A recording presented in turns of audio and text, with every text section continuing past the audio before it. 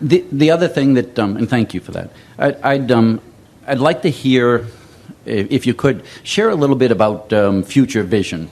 I can see a world where mind is the medicine. I can see a world where, sickness is a joint venture and a collaboration of healing versus, using poisons and pills. And I can see not a world government, but certainly a world family that's out there, and that war is a thing of the past. And I'd like just to hear a little bit about Abraham's visioning. Could you vision for us? Well, we can tell you some of all of those things too, because we can see clearly into your vortex and into your collective vortex. In other words, we know clearly what you have created. But the reason that we hesitate to jump too hard into that is because sometimes people use that future promise as a condition to line themselves up now. And then that condition of that future promise gives you a distorted understanding of what your real work is. And so we've been talking a lot about never mind how you got here because you're here. So just revel in the fact that you're here. And never mind where it's going, because it's going. And it will light up for you along the way. And you just don't need to know everything that's going to unfold for right now to be really good. You see? So I guess more defined to that is war part of peace? But is it part of form? Is it part of the contrast that we're here for? Is, 100 years from now, a whale's going to be... What it is, it's an exaggerated wobble. In other words, it's a wobble that's gone not tended to. It's the inevitable byproduct of split energy that hasn't been considered. Because instead of getting to the heart, instead of acknowledging the love that you want to feel for people, instead, most of the world is out there talking about the conditions that they need to live differently in order for you to easily love them. In other words, we've had that conversation several times here today. But everyone doesn't have to figure this out in order for you to live the peaceful, joyful life experience that you want to live. I've kind of even given up the idea of figuring it out. It's like I'm trying, I think, the older I get. You know why? Because figuring it out leads to the next phase is, so I've decided, or we've decided, this group of whoever we are, of how to make the world a better place. Which means you all have to listen to us and, even more ridiculous, agree with us. And then we have to find some way of enforcing the decisions that we've made in order to create this conditional environment in which we can be happy.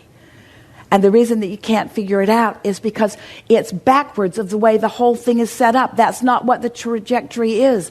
The trajectory is diversity. The trajectory is difference. The trajectory is variety. The trajectory is a buffet. The trajectory is an environment that induces within you, that creates within you a new desire that has not been before. And so some of these things that you're talking about, you've been talking about for a long time. Your historical books go back a very long way, and you're not sorting it out because it is unsortable, outable in that way. You can't get there from there, you see. The way you get, and where is it that you're trying to get? To alignment, to personal alignment. Inside. And so if you can accept that your personal alignment is not contingent upon anyone else figuring anything out, and you are dealing with your personal alignment, then one by one, more and more of you return to who you really are. And then you begin to live as you have intended. You know what's really exciting? These words, we are so eager to express to you in a way that you will hear them, and in an atmosphere in which you can hear them, and that's here, and that's now.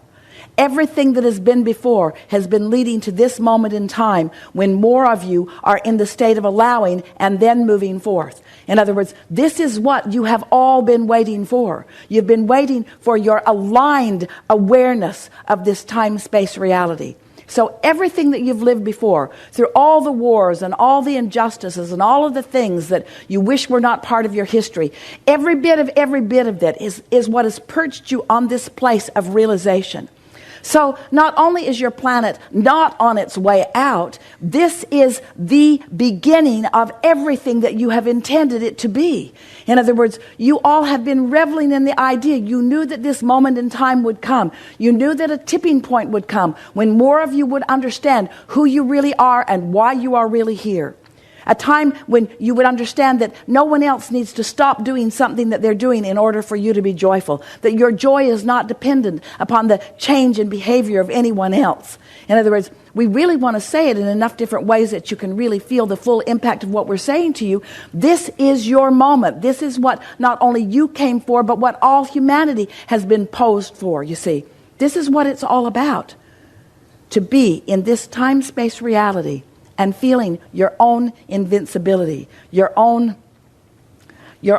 potential, your own right place, right time, your own, this is the reason that I'm alive, your own, I'm loving this furthest, most expanded part of my beingness. And so, when I say it in another way, yes, there's been constant evolution, and yes, it will always be so, but it's bigger and more important right here, right now, because so many of you are now, for the first time, intending to be deliberate creators. And that's what makes the difference. You can't get it wrong. Life is going to cause you to launch rockets. That's always been that way, and it always will be that way. And the rockets of desire have always been received by Source, have always been considered, have always been tended to. The vibrational reality has always been there. And to some degree, it has been allowed by a certain percentage of the population. But never before have there been so many deliberate creators, not creating by default, not accidentally stumbling into things, managing your own vibrational frequency because you finally put together the relationship between you and who you really are through the emotional content of your emotional guidance system. These are revolutionary times. This is the beginning of what you are all about. It's like you've lived thousands of lifetimes all in readiness for this, you see. That's why it feels so important to you. That's why it feels so big to you. That's why it feels like so much love to you. And that's why you can't tolerate it when you find some nitpicking little thing that doesn't mean diddly squat, and you make some big hairy deal out of it, and you prevent yourself from, in this moment, being part of all of this trajectory that you knew would be your life experience, you see.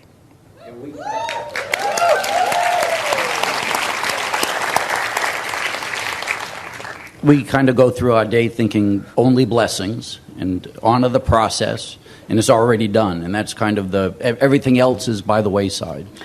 We like that. It's already done, and isn't it going to be fun when I realize it in its full manifested form? In other words, realization, realization, realization, realization, realization. That's the name of this game. You want to pitch yourself in that vibration so that you can realize the perfection of it. Do you understand how many moving parts there are to make this moment in time the delicious moment in time of perfection that it is? And when you are vibrationally tuned to it so that you are realizing the pieces of it, then your artists capture some of it, and photographers capture some of it, and musicians make beautiful music, and chefs make wonderful food, and there are all kinds of wonderful things that are happening. But the tapestry of this life experience that is available to you to be realized by you, we're not talking about the world changing, we're talking about you being able to receive the world that is, you see. That's why we call this the art of allowing. The art of allowing all that you have all created through all that you've ever lived. Now, here and now, you see. So often, you come to these gatherings and you think that what we're talking about is creation of what's coming. We're talking about the vortex that's already been created in your realization of it now. Turning those thoughts to things. Turning the thoughts that you thought lifetimes ago to things now in this experience. Turning the thoughts you had about the love of all humanity to things in this physical time-space reality. Turning an illness that you've acknowledged into wellness that you've thought about for eons, for centuries, for lifetimes, for millenniums. In other words, all of that here and now, all that trajectory right here, ready for you to pluck the fruit from it. And all you got to do is decide and really mean and practice till you're good at it, being happy. Thank you. Yeah.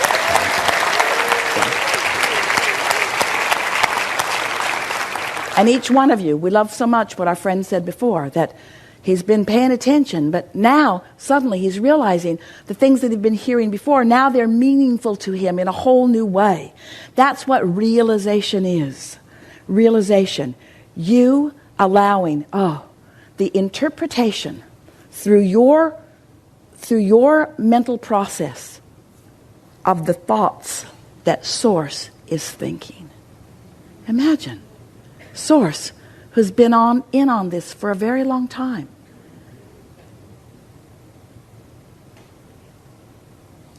Can you feel the satisfaction factor in that? That's available to you? That Source will generate such satisfaction that if you're in the right frequency, you will translate it through your solar plexus? That's a love that is undeniable. That's a love that you were born to live. That's what you signed on for in this life experience. You said, I want to be in on that. Yeah. I visit hospice and I visit the hospitals, and when I go there, I don't pray for them. I don't pray for anything. I just my goal is when I get there, I don't really care what their illness is either. It's just I want to. My contention, my belief is that they're there for my healing.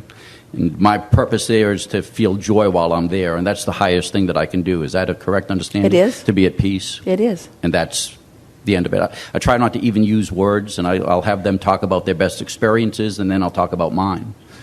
And that's the process. Is there something that I can do more?